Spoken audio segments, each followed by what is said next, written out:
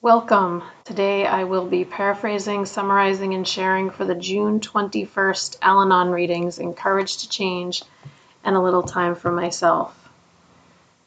We will begin with a serenity prayer and 3 mindful breaths.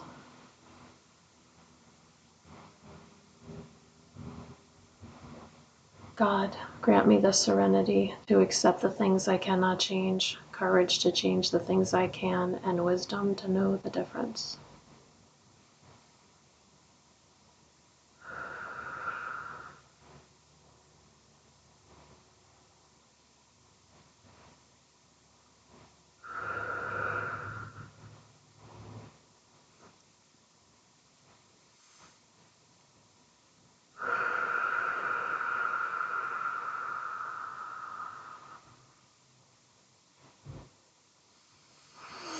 June 21st is the anniversary of my mom's passing. She passed in 2008. So it's been 17 years. Wow. I think it's also the first day of summer solstice. I love summer. I love summer so much. I don't know. There are good things about every season, but summer has a special place in my heart. Take a moment and look this over.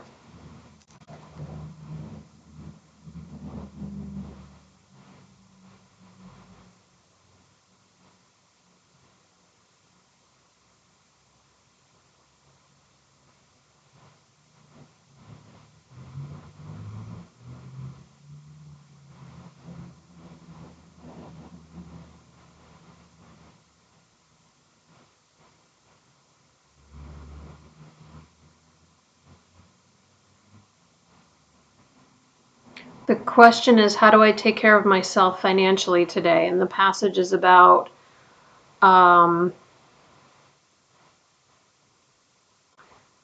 person whose spouse is an alcoholic and just didn't manage money well. This person I don't know if it's a male or female who wrote this, but it doesn't matter. When I'm saying it, I want to say she, but I don't know for sure that it's a she, and it doesn't, like I said. This person thought that contributing more money to the household would help, but the money was just mismanaged. And this person realized they were trying to fix the situation to make it better, but ultimately it didn't help. And actually it made the situation worse because the husband contributed less financially when the spouse contributed more. Today's reminder: we cannot control what other people do. We have support with Al-Anon, our sponsor, and our higher power, and we can learn to take care of ourselves. The quote is from How Al-Anon Works for Families and Friends of Alcoholics. Sometimes when one person recovers, it will help other people to recover, but not always. Sometimes our loved one just finds a way to adapt and continues on their destructive path. So, the question is, how do I take care of myself financially today? So, this is not my situation. I did recently talk about my son asking me for money to buy a car, which he worked out on his own. I didn't give him money for the car. But when I was telling you about that in that video a few days ago, I did mention that I did give him what I think is a sizable amount of money back in February, I believe, January, February, 5-6 months ago. So although I don't deal with this in my household on a daily basis, it is something that that I do have to navigate occasionally when my son asks for money. And uh, and it's not easy because the reason why I said no to him this time around was because it worked for me better. It worked for me better financially. It worked better for me emotionally, although it was still very difficult emotionally. Sometimes doing the right thing doesn't feel great. I've learned that in Al-Anon many times. Sometimes doing the right thing doesn't mean feeling great about it. It just means there's a certain level of calm because I know I did the right thing, but it's still like, uh, it's not like a happy thought. It's like, it's just what it is, being an adult or whatever. It's just one of those things. Like, try to do the right thing, try to make the best of it, but it's not like, it's not energizing or motivating or any of those things. It just is. Um, I feel like I could talk a lot more about this. When I was married, my ex-husband um, could not manage money at all. We got into huge financial um, problems, and I don't know if I've ever talked about this before, but he actually inherited quite a bit of money like 31 years ago and wouldn't let me access it in any way and ended up spending it all. I don't know why I'm smiling, like a nervous smile. Horrible, absolutely horrible. And part of me feels bad for him because he can't do any better, and like that's just. And I look at me, and I just explained in yesterday's video, which is actually the same day, because I because of my schedule, but um, I am not like saying that I am superior because I obviously have like an amazing amount of flaws. An amazing amount of flaws. I am very, very human and very full of flaws. But one thing that is a strength for me is like I'm in control of how I spend my money. Like that is very natural, very comfortable for me. I do not have problems um, with spending too much money. Um, so I do have empathy for people who just can't do it, who just cannot manage their money. Um, that being said, I've also talked about how I retired at 55 from being a teacher for a little over, well, being a teacher in a public school for a little over 20 years and being a teacher like in a private school. I was a teacher in a private school before that. And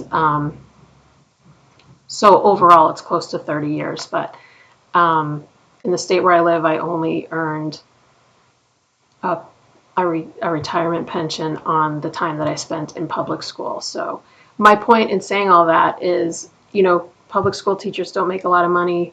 The pension that I earned for 20 years of service was 30% of my combination of my three highest earning years. So all this to say, like, I'm not working with a lot of money, but I live within those means, and I'm happy. I'm very, very like that. It's manageable for me. Um, but do I get concerned that someday it won't be? Yeah, of course, because nobody knows what the future holds. Do I also realize that it's not productive to worry about things that aren't in front of me? Yes, I do realize that. Am I taking every measure I can to ensure that I will have financial stability for the rest of my life? Yes, I am. So, what else can I do? Nothing. If I get really concerned, I can get a part time job. I get a full-time job. Both of those things do not sound appealing to me. I'd rather live within my means. Um, I still have a valid teaching license, but like the thought of doing that doesn't seem like it would be good for me. So, and I'm not in that position right now. So that's how I'm taking care of myself financially today. Doing the best I can, one day at a time, just like all of us. Um, and my goodness, that was a lot of talking. Holy mackerel. All right. Ooh, this whole page is highlighted and it's got a tab. Okay, I'm reading.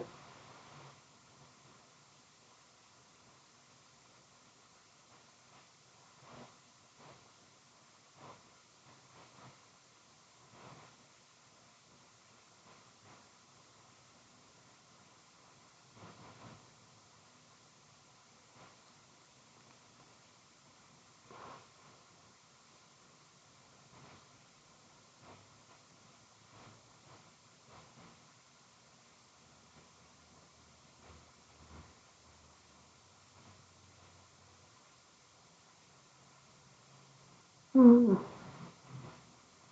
This is about meditation, to think contemplatively, to view thoughtfully. We clear our mind and ask our higher power to guide us. We find answers to our concerns. They may not be the answers we expected or wanted, but we get guidance nonetheless.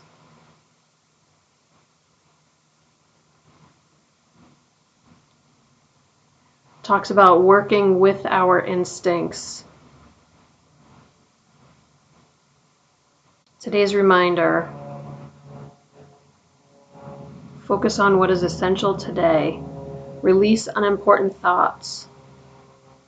Allow ourselves to be guided toward the best action. We can listen without judgment to the guidance that we receive. And the quote is from William Shakespeare. It basically says, listen to your heart. Paraphrasing. Beautiful reminder.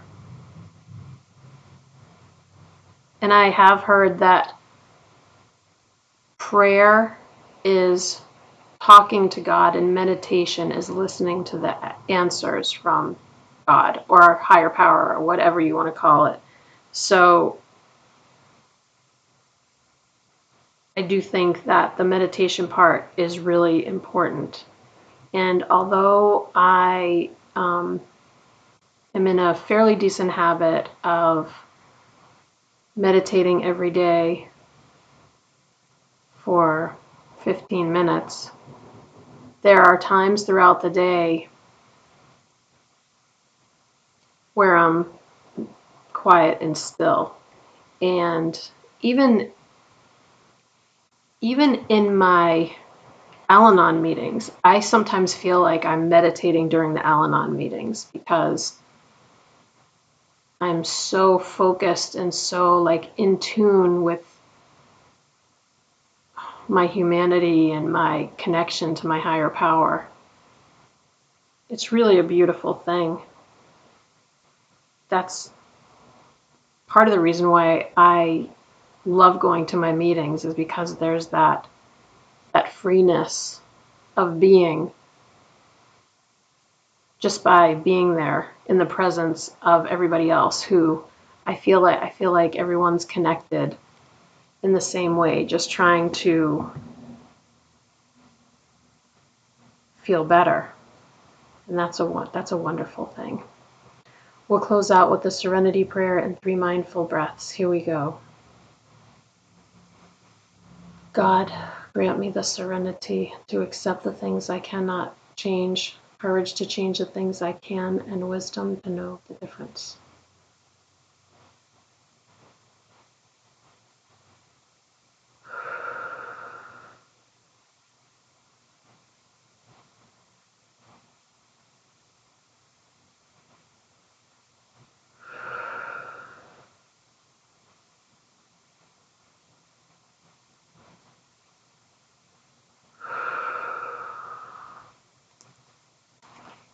Thank you so much for joining me today. I look forward to seeing you again tomorrow. Sending you love. Take care.